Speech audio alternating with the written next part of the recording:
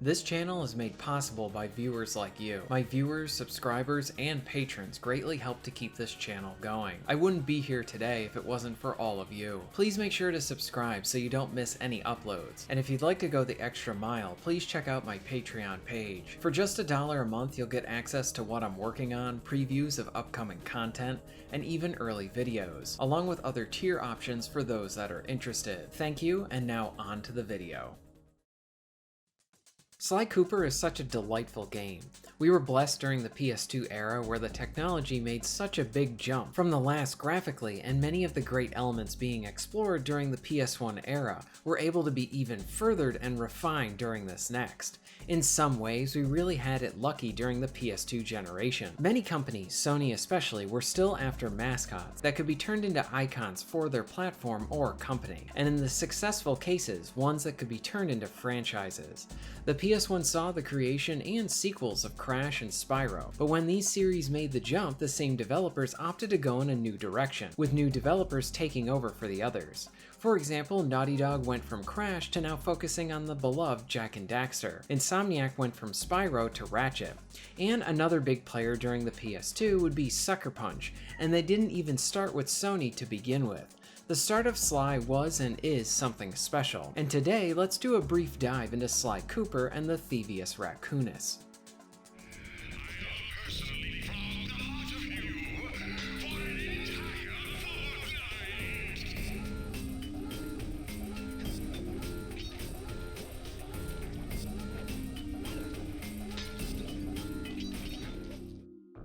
I absolutely love the introduction to this game. If you have been watching my channel at all, you have probably heard me talk about the importance of a good or even great introduction. You want to pull the player in right away. Don't keep them waiting. Start off strong, build up to something. Essentially do something that is memorable. Maybe you start off with limited gameplay and focus on a narrative that hooks the player. Or maybe it is an interesting set piece that just wows you out of the gate. Or maybe it is something so original that we haven't seen it before, or a combo of engaging elements. Sly Cooper most definitely has something that is memorable. The first thing I love is how you get these short little cutscenes in the beginning when you start.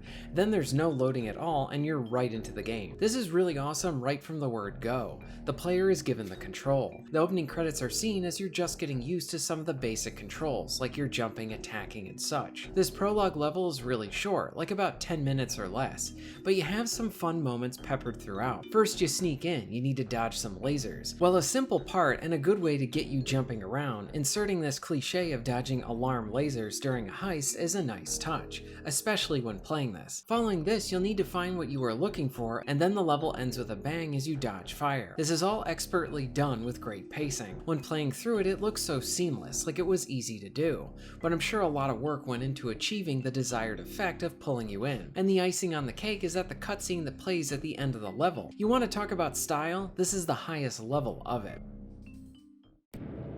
Once again, my gang and I had given Inspector Carmelita Fox the slip. I was surprised to see how well she took it. Finally, the secret police file I'd been searching for all these years. With this, I could avenge my family and regain possession of our most valued treasure. It all began when I was just a kid, bouncing on my father's knee. You see, I'd come from a long line of master thieves who kept all their secrets of sneaking and stealing in an ancient book. So after a stellar prologue, we get into the meat and potatoes of the game with our first level, which is sort of like a level within a set of levels and dungeons to complete. This whole first level and set of dungeons have so much personality that it really cements the tone and style that you would expect from this experience, along with all the appreciated details when diving into it. Some things I even like early on was that sense of choice the player has. Bentley provides you with all the information you need to know for a given situation, along with pointing you towards your objective.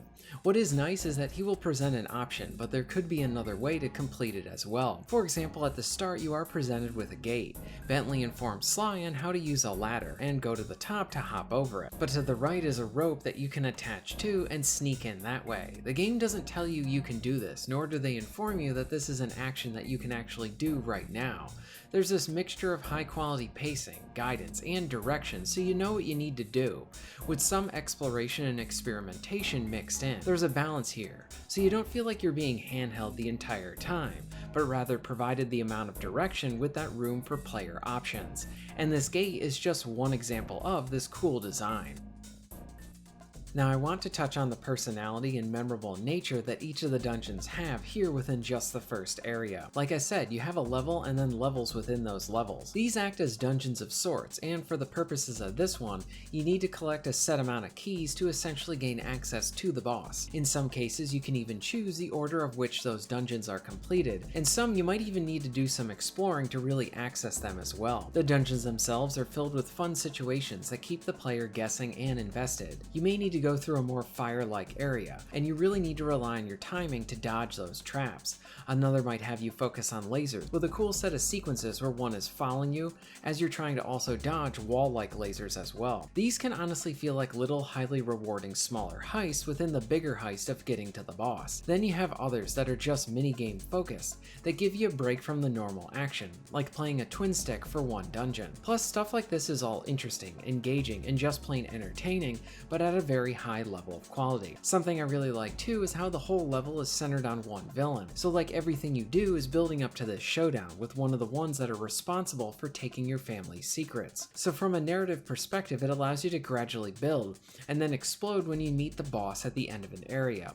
The level is treated like an episode as well. It keeps things enjoyably contained, along with having it relate to the overall goal for Sly and his team. And boss-wise, Sly delivers here as well, with good design and room for the player to try and figure it out, or a set of things out that the player needs to do because the boss is teaching them, and then you can defeat them and win.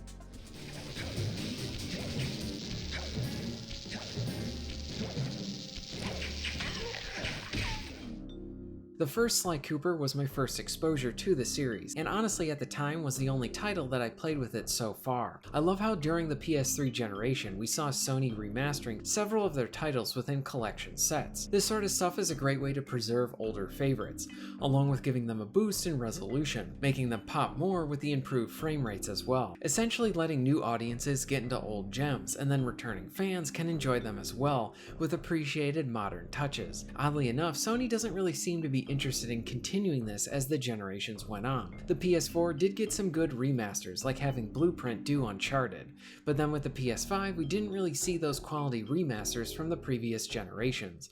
And even worse, Sony really didn't do a good job of providing much of those remasters for their current consumer base. My point with all of this is that Sony has allowed for some of their older classics to be available from prior eras. Like you see greats like entries from the Siphon series or Jak and Daxter, but Sly Cooper is sadly absent on the PS4 and 5, which is partially why when I go back to play these games from these generations, and especially in this case with Sly Cooper, it makes me nostalgic for this time, and companies really need to do a better job of providing that access on any one of their platforms. Going back and revisiting Sly Cooper puts a smile on my face. I really do feel like we had it better back then.